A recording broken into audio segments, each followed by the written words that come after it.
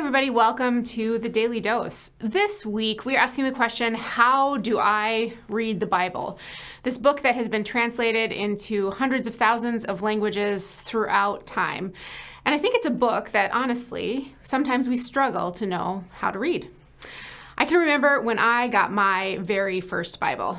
It was a gift from a family friend when I was probably in second or third grade, and it came in a really fancy box. I remember that it had a place inside the front cover where you could check off both the book and the chapters that you had read, as if to keep track of where you read your Bible. And I was a kid who loved to read, so I remember pulling that Bible out and saying, okay, I'm going to start at the beginning. I'm going to start in Genesis chapter 1. And I remember getting through the book of Genesis because it was filled with stories that I remembered learning in church. Stories like God creating the world. Stories like Adam and Eve in the garden. I remember reading about Sarah and Abraham, about Joseph and his brothers. And I think I probably made it through part of Exodus as well, hearing the stories of Moses, the baby who was put in a basket in a river. And then I remember reading about these crazy plagues, something that felt like I shouldn't be reading as an elementary student, these stories that almost felt like a horror story of some sort. But then, after reading these stories, I got stuck. Maybe it was the names that my second grade vocabulary couldn't really handle, or maybe it was the strange laws in the book of Leviticus that made absolutely no sense. And I kind of gave up on my Bible reading plan. And I remember feeling like I failed at somehow figuring out how to read my Bible. See, I'm a reader, I always have been, and I'm the reader who rarely gives up on a book. Just the other night, I was reading a brand new book, and Hans asked me, how is this book? And I said, well, it's okay. And he asked why I didn't just quit and move on to another book. But that's just not what I do. I love to figure out, to see if there's an ending. Who knows what an ending of a book will bring. So I stick to a book that I've started. So here I was reading this Bible by myself, and I was stuck. And whether you've tried that too, or maybe you've never opened a Bible because you worry about getting stuck, this week on the Daily Dose, we're talking about what makes up the Bible. Because it's such an important book, filled with so many life-changing stories that transform and guide our faith. And we believe that there are ways to read the Bible. Today I want to talk with you a little bit about what kind of stories are in the Bible. There's this great website called The Bible Project. You can look it up, bibleproject.com. And the authors, the creators of this website, use these animated stories with voiceovers to talk about the Bible, to teach it out. And what they explain is that the stories of the Bible are communicated in three different ways. Much of the Bible is narrative. These are stories. These are the parts of the Bible that we tend to remember. The characters like Noah and Moses in the Old Testament, the woman at the well or Lazarus in the New Testament. And we love these parts of the Bible. All you novel readers out there, you can probably remember the last really good book that you picked up. And you probably loved it because you can remember the character who was the main character in the story. You can remember the plot that was developed.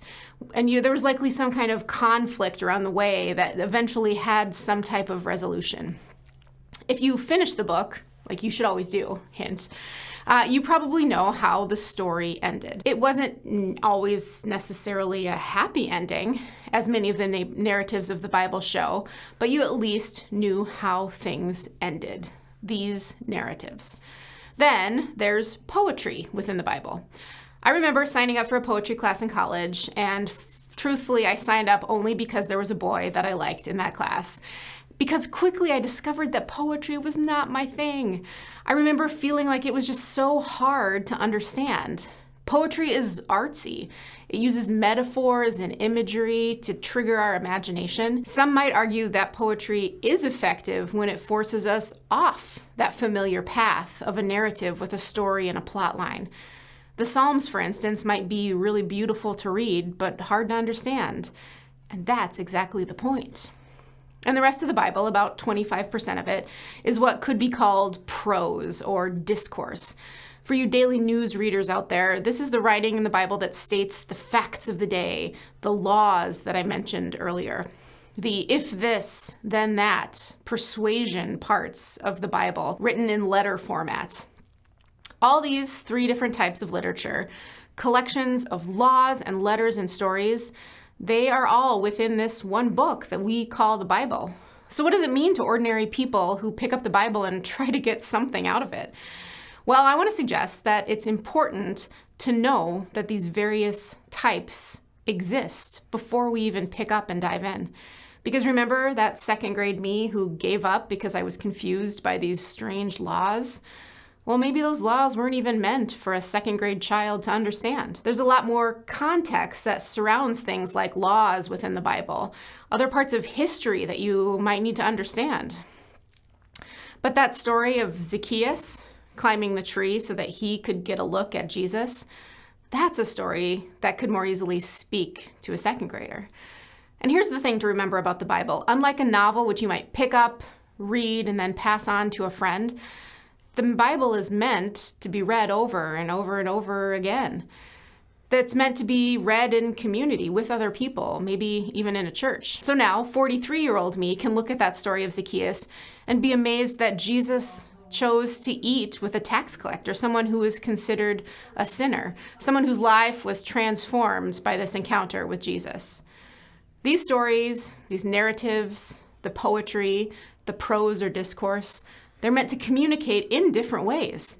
And when we realize that ahead of time, when we see that maybe the Bible shouldn't be read from Genesis to Revelation, maybe then we could even get more out of it. So I encourage you today, pick up your Bible, read some of those stories in Genesis, maybe flip to some of that poetry in Psalms and check out a letter to the Corinthians, and know that you're reading a narrative, some poetry, some prose, and it's all a part of a really incredible story that has changed many lives and will continue to do so for many years to come.